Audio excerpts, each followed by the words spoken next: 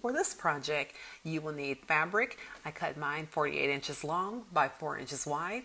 You will also need interfacing cut the same length and width. I'm using a simplex gauge. It's the same tool that you would use to create and measure out your buttonholes.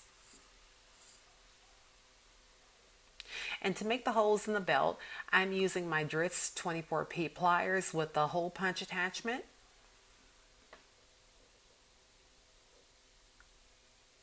And since I'm using a 1.5 inch seam allowance, I'm using a 1.5 inch belt buckle. And the metal eyelets, of course, and the metal eyelid tool. And you will also need a hammer or a mallet. Okay, we're going to go ahead and interface our fabric by taking it to our pressing station and giving it a good steam press. Now that the fabric has been interfaced, we're going to go ahead and press in the seam allowances on both sides and on both ends 1/2 inch. Since I'm making a belt and my fabric is a little bit heavier than normal fabric that you would use to make a self-tie belt, and the fabric is denim weight and it's been interfaced, so instead of trying to struggle and turn everything out to the right side, I'm going to show you how I'm going to do my belt. First, we're going to stitch the end right along that 1/2 inch seam allowance. Now that we're at the machine, we're going to go ahead and stitch across the end with the right sides together, and then we're going to come down a couple of inches right into that 1/2 inch seam allowance. Here's a sewing tip. Anytime that you have to pivot at a corner, I always like to make a little dot.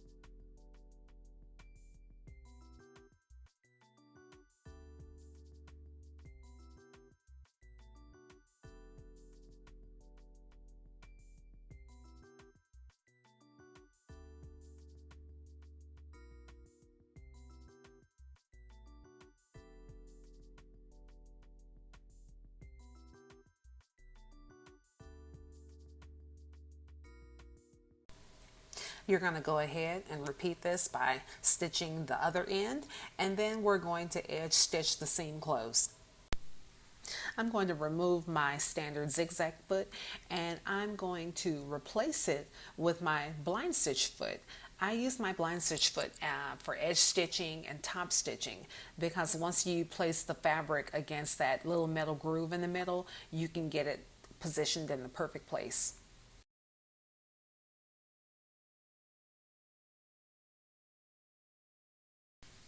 Next, you want to make sure that your edges are perfectly aligned, and you can use a pin or a clip to hold them in place.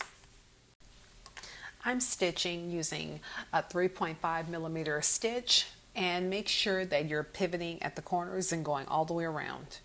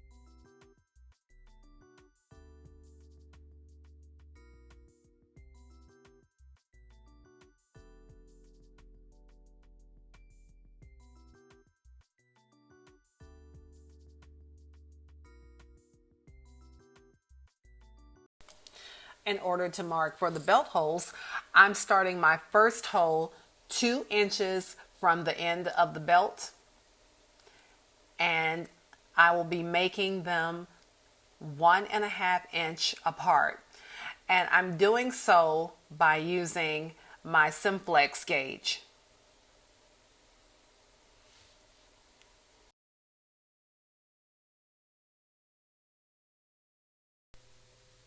I'm making markings for around 8 belt holes. Now we're ready to take it to the machine to reinforce them with an eyelid stitch. I'm removing my blind hem foot that I had previously used for my edge stitching, and I'm replacing it with the monogram foot. On Baby Lock, it's the end foot, but any type of open work foot will work for this.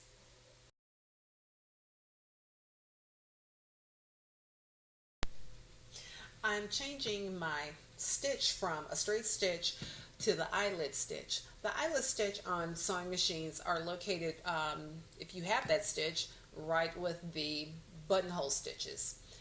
And on my Baby Lock, my stitch width is already defaulted to 7 millimeters, which is the perfect size for a metal eyelid to fit through.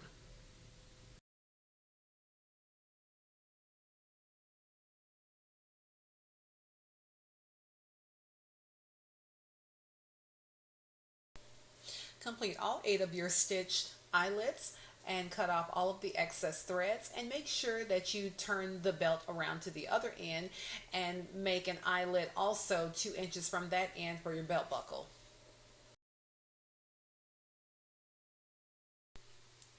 Using your hole punch tool, you're going to make a hole right in the center of the eyelid stitch.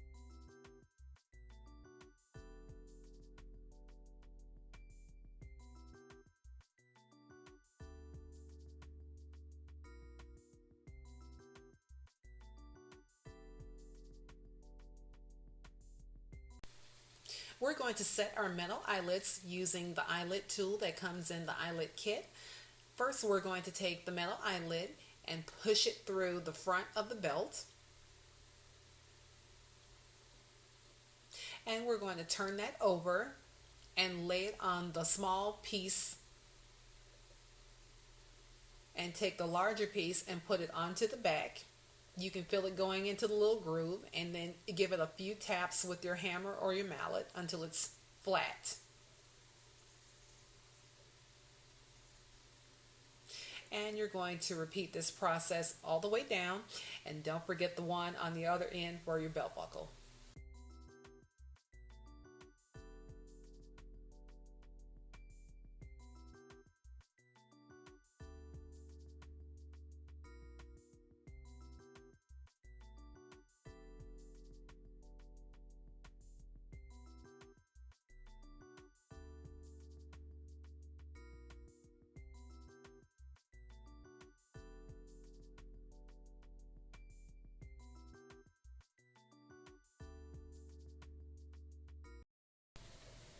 We're going to insert the belt buckle, and then we're going to take it back to the sewing machine and sew right across the edge to hold everything in place.